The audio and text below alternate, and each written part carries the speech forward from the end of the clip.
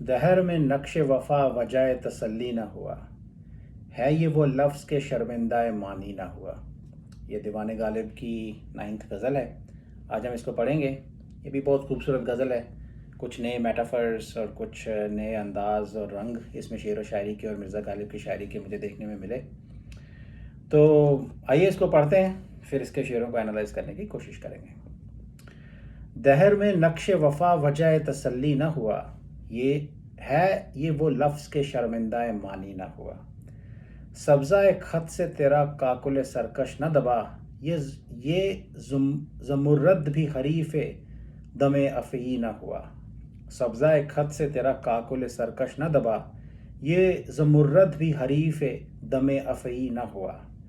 मैंने चाहा था कि अंदोहे वफ़ा से छूटूं, वो सितमगर मेरे मरने पे भी राज़ी ना हुआ। दिल गुजार गाह ख़याल मैं ओ सागर ही सही, गर नफस ज़्यादा सरे मंजिल तकवी न हुआ। हूँ तेरे वादा ना करने में भी राज़ी के कभी, हूँ तेरे वादा ना करने में भी राज़ी के कभी, गोश मिन्नत कशे गुलबांग तसल्ली न हुआ। किससे मरहूमी किस्मत की शिकायत कीजिए, किससे मरहूमी किस्मत की शिकायत कीजिए। हमने चाहा था कि मर जाएं, सो वो भी ना हुआ। मर गया सदमा यक जुम्बिश लब से गालिब, मर गया सदमा यक जुम्बिश लब से गालिब, ना तवानी से हरीफ दमे इसी ना हुआ। तो ये तो थी पूरी गज़ल। इसका पहला शेर देखते हैं कि दहर में नक्श वफ़ा वजह तसल्ली ना हुआ, है ये वो लफ्ज़ के शर्मिंदा मानी ना हुआ। इसमें जो लफ्ज़ इस्तेमाल हुए हैं, नक्श वफ़ा is like an image or impression of faithfulness. Wajah tasalli means cause for comfort, cause for satisfaction. And dahar means this world. Sharminda mani means literal meaning is embarrassed of meaning or embarrassed before meaning. But I think the real meaning is that something that is not under obligation of meaning, which means something is meaningless. Yeah. तो वो कहते हैं कि दहर में नक्श वफा वजह तसल्ली न हुआ, है ये वो लफ्ज़ के शर्मिंदा मानी ना हुआ। कि इस दुनिया में जो वफ़ा या फेथफुलनेस का जो इमेज है वो हमारे लिए वजह तसल्ली ना हुआ। Like it never became a cause or a reason for satisfaction or comfort for us. Effectively कि हमने इस दुनिया में कभी फेथफुलनेस जो है वो नहीं पाई, वफ़ा जो है नहीं पाई। है ये वो लफ्ज़ के शर्मिंदा मानी ना हुआ कि इस दुनिया में जो वफ़ा है या जो फेथफुलनेस है वो एक ऐसा लफ्ज़ बन के रह गया है that is not obligated to meaning, which means it has become a meaningless word, right? So in this case, the beloved or world in general, what he's trying to say is that they do not value faithfulness. वफ़ा की वो value नहीं करते, और हम वफ़ा की value करते थे और हम वफ़ा की वैल्यू करते रह गए, लेकिन वो कभी भी हमारे लिए वजह तसल्ली ना हुआ। It's a waste of time in this world, because nobody really values faithfulness. दहर में नक्श वफ़ा वजह तसल्ली न हुआ, है ये वो लफ्ज़ के शर्मिंदा मानी ना हुआ। आई थिंक ब्यूटीफुल शेर। अगला शेर जो है ये सुपर इंटरेस्टिंग है। पहले पढ़ते हैं इसको कि सब्ज़ा ख़त से तेरा काकुल सरकश न दबा, ये ज़मुर्रद भी हरीफ दमे अफ़ई न हुआ। तो ये आई थिंक इसको हम मॉडर्न कॉन्टेक्स्ट में देखेंगे तो it is somewhat of A controversial topic. या क्योंकि इसके अंदर एक किसी जवान लड़के के हुस्न की बात की गई है। जवान जो अभी प्यूबर्टी जिसने अचीव ना की हो, राइट, ऐसे एक लड़के की हुस्न की बात की गई है। और लिखने वाले मिर्ज़ा गालिब हैं, राइट, और एक कम उम्र के लड़के के हुस्न की बात की गई है। एज यू कैन सी के that can be quite controversial. I don't know उस समय के कल्चर में ऐसी बातें करना या ऐसी बातें लिखना कॉमन होगा। मीर साहब ने भी इस तरह के शेर लिखे हैं बहुत सारे। तो इसको टेक्निकली आप एक you can put in a girl in this picture also, but the more likely meaning is related to a boy. तो बट एनीवेज अब ये दीवान का पार्ट है, तो आइए इसको पढ़ने की कोशिश करते हैं और रेस्ट यू बी द जज वेदर दिस इज़ कंट्रोवर्शियल और नॉट।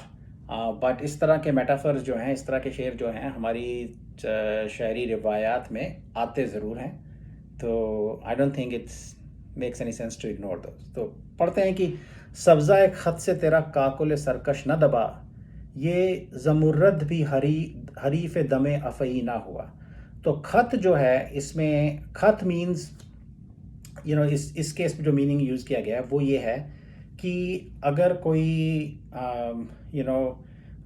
लड़का जो है वो जब प्यूबर्टी की स्टेज अटेन करने लगता है तो उसके मुंह पे हल्की हल्की दाढ़ी आने लग जाती है, हल्के हल्के बाल आने लग जाते हैं, राइट। उसको इसके अंदर खत refers to that, right? Or it's also called the down or the light beard on the face, yeah.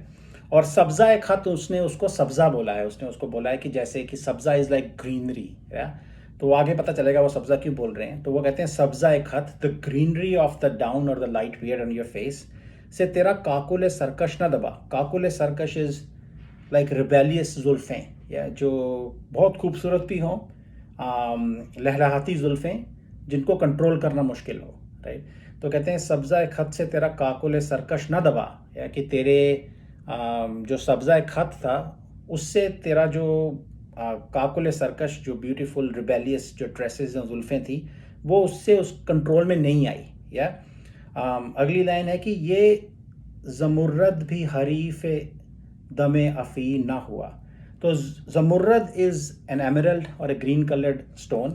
तो शेर व शायरी की रिवायात में ये आता है कि अगर कोई सांप किसी एमरल्ड को देख ले, ग्रीन कलर्ड एमरल्ड को देख ले, तो वो अंधा हो जाता है, या तो इसलिए उन्होंने ये मेटाफर इसलिए यूज़ किया है क्योंकि जो जुल्फ़ें होती हैं उनको आप इसको सांपों से भी कई बार कंपेयर किया जाता है, या तो वो कहते हैं कि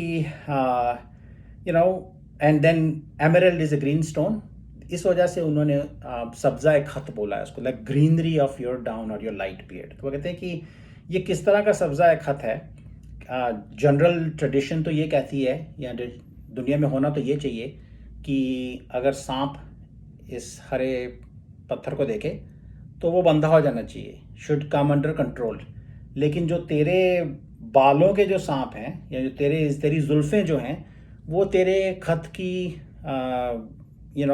ग्रीनरी को देख के, सब्ज़े को देख के कंट्रोल में नहीं आई, तो किस तरह का ये सब्ज़ा खत है, या तो ये तो लिटरल मीनिंग की बात है। इफ़ेक्टिवली वो कहना ये चाह रहे हैं कि सब्ज़ा खत आ गया, लेकिन उससे भी तेरी जुल्फ़ों की जो ब्यूटी है वो कम नहीं हुई, या उससे तेरा ओवरऑल हुस्न की ब्यूटी जो है वो कम नहीं हुई, या that is the gist of it कि this greenery of the down on your cheeks had no effect on the serpent of your tresses or of your जो आपकी जुल्फ़ें हैं उसका जो सांप है उसके ऊपर इसका कोई इफेक्ट नहीं हुआ, which means that even though you have started to grow beard, light beard has come, your beauty remains as it was before, yeah। तो ये इसका मतलब है। and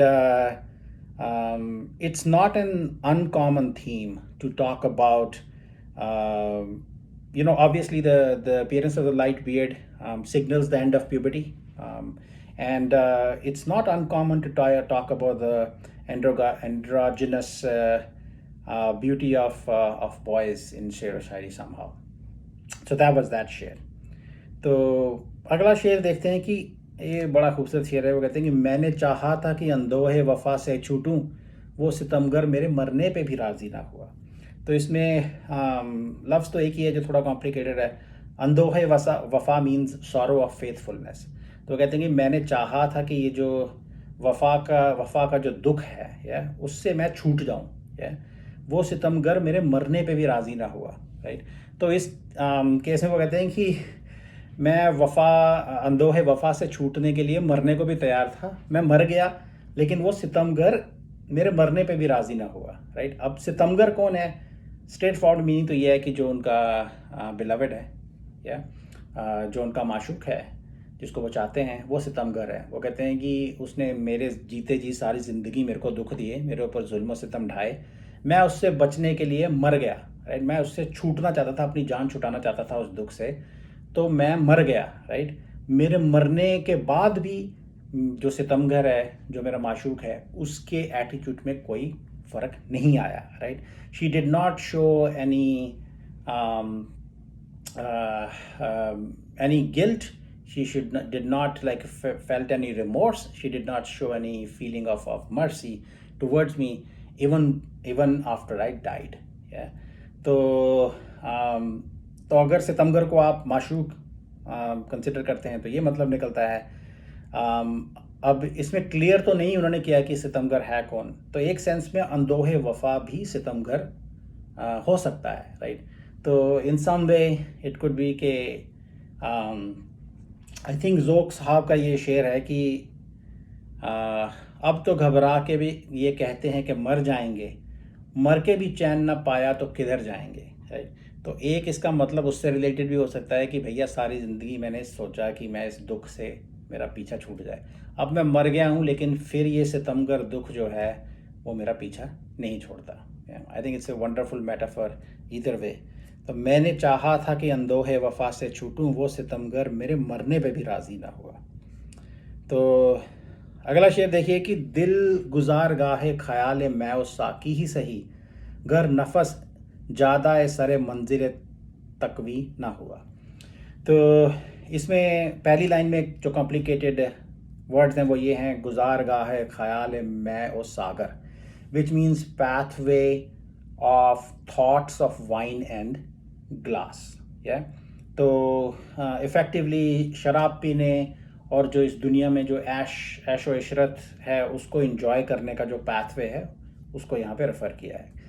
और दूसरी लाइन में जो कॉम्प्लिकेटेड वर्ड्स हैं वो ये हैं, ज़्यादा सरे मंजिल तकवी, which means road to destination of belief और पायटी, या। तो पहली लाइन में उन्होंने बादा और सागर की तरफ जाने वाला रास्ता बताया है, दूसरी लाइन में जो रिलीजन या पायस बिहेवियर, रिलीजियसली सैंक्शन बिहेवियर की तरफ जाने का रास्ता डिस्क्राइब किया गया है।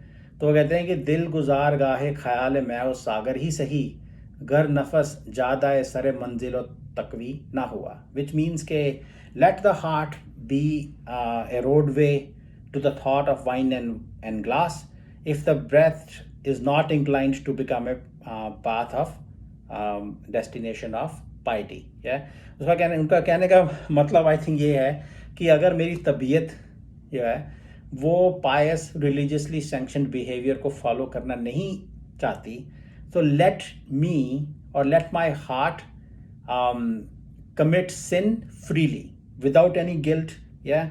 Let it enjoy wine, let it indulge in reprobate behavior and sin freely, right। मैं ऐसे चिंता कर रहा हूँ कि मैं शराब पीऊँगा तो मैं मुझे कोई रिलीजियस पॉइंट ऑफ व्यू से कोई पनिशमेंट मिलेगी, जब मेरी तबीयत जा ही नहीं रही उस तरफ। सो why don't I let my heart enjoy the journey of life, the journey of wine and sin freely, yeah। ये एक ऐसा मेटाफर है जो मिर्ज़ा गालिब ने दूसरी जगहों पे दूसरे शेरों में भी यूज़ किया है। वो एक उनका दूसरा शेर मैंने एक दूसरे वीडियो में पढ़ा था, वो था कि I don't know if I remember 100% correct, but it was something like that, जानता हूँ सवाब ता तो जोहद मगर तबीयत उस तरफ नहीं जाती, तबीयत मेरी नहीं जाती, something like that. What he was trying to say is exactly the same point, which is ke yes, I know the reward of religiously sanctioned behavior, but my temperament doesn't go that way, yeah। तबीयत मगर इधर नहीं आती। तो यहाँ पे भी वो ये कह रहे हैं कि दिल गुजार गाहे ख्यालों में ओ सागर ही सही, गर नफस ज़्यादा सरे मंजिल तकवी ना हुआ, कि मेरी इंक्लिनेशन नहीं है, मेरी सांस मेरा दिलो दिमाग अगर पाइटी की तरफ नहीं जा रही, तो why don't I just like enjoy my life, क्या। तो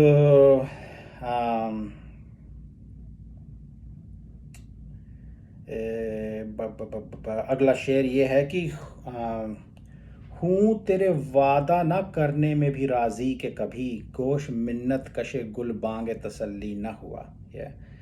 तो कहते हैं कि तेरा जो तेरे वादे ना करने में भी, कि तू वादा नहीं करता, and this act of never kind of making a concrete promise to us, मैं उसमें भी राज़ी हूँ। ये हूँ तेरे वादा ना करने में भी राज़ी के कभी गोश मीन्स ईयर, मिन्नत कशे गुलबांग तसल्ली ना हुआ, या मिन्नत कश means to be obligated, to be indebted to something, and gulbang is like a sound, yeah, you know, um, like a note of a nightingale, some kind of a sound.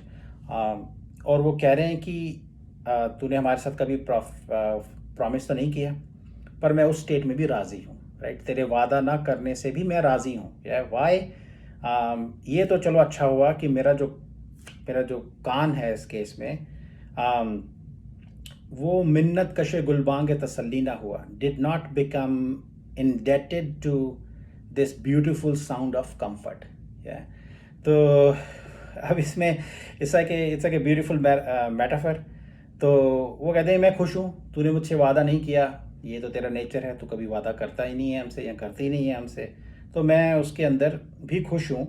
क्योंकि दूसरा अल्टरनेट ये है कि अगर तू वादा करता तो उसकी जो खूबसूरत साउंड होती, मेरा जो दिल है, इस केस में कान का लफ्ज़ इस्तेमाल किया है उन्होंने, but effectively Mirza Ghalib himself would have become indebted to, right, to that good news, because or he would have had to in some way, maybe even plead to hear that good news, और वो उस उस date की state में नहीं जाना चाहते। he does not want to become indebted, or have to plead for the good news of comfort. He's always used to not hearing that good news, so he's like, okay, I'm okay in my in this state itself. मेरे ऊपर एहसान मत करो तुम, right, मेरे को एहसान नहीं लेना पड़ा। I think now I am finally hitting the right note, which is कि मेरे कान को, मेरे दिलो दिमाग को तेरे प्रॉमिस की अच्छी खबर सुनने का एहसान नहीं लेना पड़ा, राइट। तो बट स्टोरी ये है कि महबूब जो है वो अगेन कोई वफा नहीं करता, कोई वादा नहीं करता, जुल्म सितम ढाता है, एंड गालिब कहते हैं what can I do, right, हूँ तेरे वादा ना करने में भी राज़ी के कभी गोश मिन्नत कशे गुलबंग तसल्ली ना हुआ। That's the normal state, and अच्छा है, चल तूने वादा नहीं किया, इसी बहाने मुझे एहसान नहीं लेना पड़ा तेरा। तो अगला शेर देखिए कि किससे मरहूमी किस्मत की शिकायत कीजिए, किससे मरहूमी किस्मत की शिकायत कीजिए, हमने चाहा था कि मर जाएं सो वो भी ना हुआ। तो मरहूमी किस्मत is like the state of being deprived of our destiny. तो वो कहते हैं कि हमारी जो डेस्टिनी है या जो गुड लक है इस केस में, वो तो it has been deprived to us. लेकिन वो कहते हैं कि हम इसकी शिकायत किससे करें, राइट, सुनने वाला कौन है हमारा, हम ऐसे लाचार हैं कि हम कोई शिकायत हमारी सुनने वाला है नहीं, राइट। तो ख़राब किस्मत है हमारी, राइट, हमारी डेस्टिनी फुलफ़िल नहीं हुई, कोई अच्छी खबर नहीं आई, ख़राब किस्मत है इन जनरल। इसकी मरहूमी की हम शिकायत जो है किससे जाके करें, राइट, कौन सुनेगा हमारी। तो अगली लाइन में कहते हैं हमने चाहा था कि मर जाएं सो वो भी ना हुआ, right, out of my sorrow, out of my bad luck, after suffering for so long, I wanted to die, but even that did not happen. किसी दूसरे शेर में उन्होंने कहा था कि मौत आती है पर नहीं आती। तो वही उस सिमिलर सिचुएशन ये है कि वो तंग आ चुके हैं ज़िंदगी से, मरना चाहते हैं लेकिन मौत भी नहीं आ रही। हमने चाहा था कि मर जाएं सो वो भी ना हुआ। ब्यूटीफुल, वेरी लिरिकल शेर। किससे मरहूमी किस्मत की शिकायत कीजिए, हमने चाहा था कि मर जाएं सो वो भी ना हुआ। अच्छा, अभी आखिरी शेर है जी, इसके अंदर भी उन्होंने एज ऑलवेज इन्होंने मतलब बहुत ही अच्छे मेटाफर, बहुत ही अच्छी कॉन्ट्राडिक्शंस यूज़ किए हैं। It's like he has created like a catch-22 situation in this शेर। तो शेर ये है कि मर गया सदमाए यक जुम्बिश लब से गालिब, ना तवानी से हरीफ दमे ईसी ना हुआ। मर गया सदमा यक जुम्बिश लब से गालिब, ना तवानी से हरीफ दमे ईसी ना हुआ। थोड़े कॉम्प्लिकेटेड वर्ड्स हैं। पहली लाइन में जो कॉम्प्लिकेटेड वर्ड्स हैं वो ये है कि सदमाए यक जुम्बिश लब, राइट। जुम्बिश लब means movement of your lips. तो सदमाए यक जुम्बिश लब का means shock from a single movement of the lips. और दूसरे लाइन में जो कॉम्प्लिकेटेड वर्ड्स हैं वो ये है हरीफ दमे ईसी, something someone who can be an equal to or somebody who can withstand the breath of Jesus. EC means ईसा, हज़रत ईसा, जीसस क्राइस्ट, या। तो जो मेटाफर इसके अंदर ये है कि रिलीजियस ट्रेडिशंस में आता है कि जो जीसस क्राइस्ट थे वो मुर्दों में जान फूंक देते थे, राइट। तो that was one of the miracles that he was able to do. तो इस केस में गालिब साहब एक ऐसी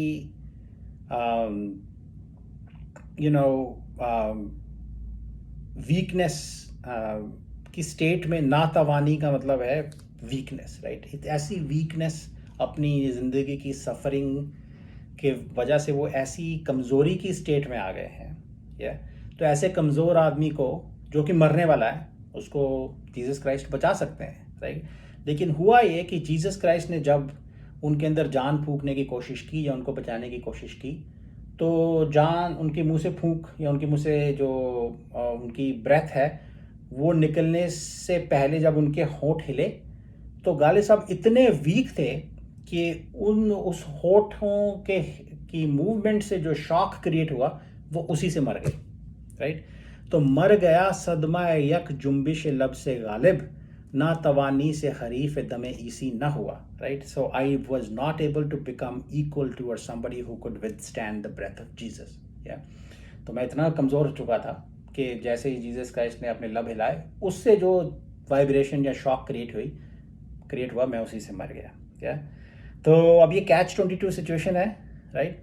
अब वो जो आशिक है या मिर्ज़ा गालिब साहब जो हैं वो only Jesus Christ can save him, right. उसके अंदर वो जान फूंक सकते हैं, and for that he has to breathe, but if Jesus Christ breathes on him he dies from the shock of the movement of the lips, right. तो अब इसको इसी सिचुएशन में रहने दीजिए, राइट। आप देखिए उन्होंने कैसी कॉन्ट्राडिक्शन कर दी है कि जीसस क्राइस्ट हैं वहाँ पे जो उनके अंदर जान फूंक सकते हैं, लेकिन जैसे ही वो जान फूंकने के लिए अपने होठ हिलाते हैं उसके शौक से गालिब साहब मर जाते हैं, राइट। तो लाइक ऐसी सिचुएशन है लाइफ की, एक तो इतनी कमज़ोरी की, इतने दुख सह के इतनी ख़राब लाइफ जी है, it's like A signal of A miserable life, but on the other hand it's like catch-22 situation. To save him, Jesus has to breathe on him, but if he breathes, the movement of the lips will kill Mirza Ghalib, right? That's the kind of contradiction Mirza Ghalib loves to create, right? तो फिर से पढ़ देते हैं इसके बाद कि मर गया सदमा है यक जुम्बिश लब से गालिब, ना तवानी से हरीफ दमे ईसी ना हुआ। तो ये तो थी जी पूरी गज़ल।